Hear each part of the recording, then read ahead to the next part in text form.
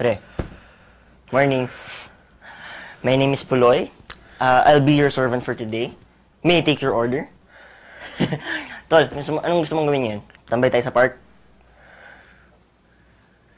Si nanay. Si Bibi. Si Aling Laura umalis, kasama si Gigi. Ako lang nandito eh. Pero ready to serve ako. Bakit? Ayaw mo ba sa akin? Pare, kailangan kong puntahan si Rachel. Ano? Junior, ano ba? Huwag kang loko-loko. Pare, sinaktan siya na nanay. Sinaktan ko rin si Rachel. Gusto ko humingi ng tawad sa kanya eh. Tol, baka mapano ka pa eh. O ganito na lang. Promise, next time, pupunta tayo. Paano kung wala nang next time? Pare, sa sakit ko ito, baka naubos na yung oras mo. Pare, habang may lakas pa ako,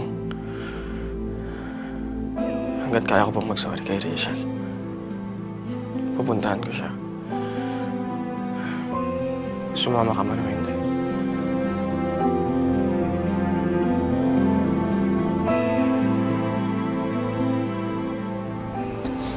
Ano, Tol? Sigurado ka ba? Gusto mo ba talagang makita yung dati mong mag-ina na ganyan?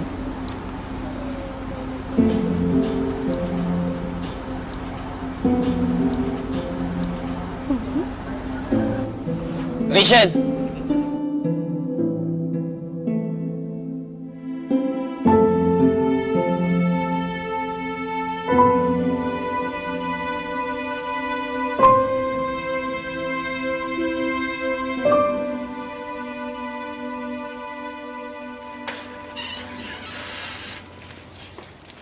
Hi, Gigi. Ate Phoebe. Wala daw kuya mo? Wala po eh. Umalis siya. Bakit? Wala naman siyang radiation therapy ngayon ah. Kasama niya si Kuya Puloy kanina. Nagmamadali nga sila eh. Saan naman kaya sila pupunta?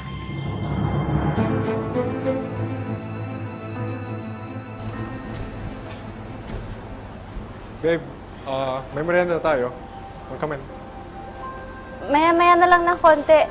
Nag-e-enjoy pa si 3D eh. Alright. Ayun, nagutom. Hi, baby. Baby. I'll see you inside, okay?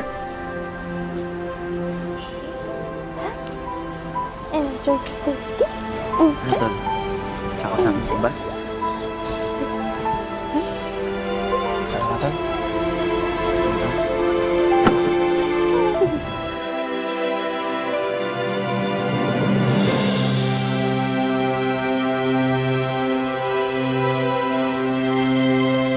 Talagang kinonsider mo pa to si Junior, ha? Eh, kita naman may sakit na yung tao, pinapahamak mo pa eh. Kung nawawain si Puloy, ako naman yung nagpumilit sa kanya eh. Isa ka pa. Paulit-ulit na lang ba tayo, ha? Masokista ka ba? Gusto mo lagi nasasaktan? Hindi pa ba enough yung efforts na binibigay namin ng family mo para makalimutan mo si Rachel? O yung efforts ko man lang, hindi ba yun enough? Enough na. Eh, ito niya na yung kailangan niyong makita. Masaya na si Rachel. Kahit ilang cancer pa yung makakuha ko, hindi naman niya na mamamalayan. Nakalimutan niya na ako.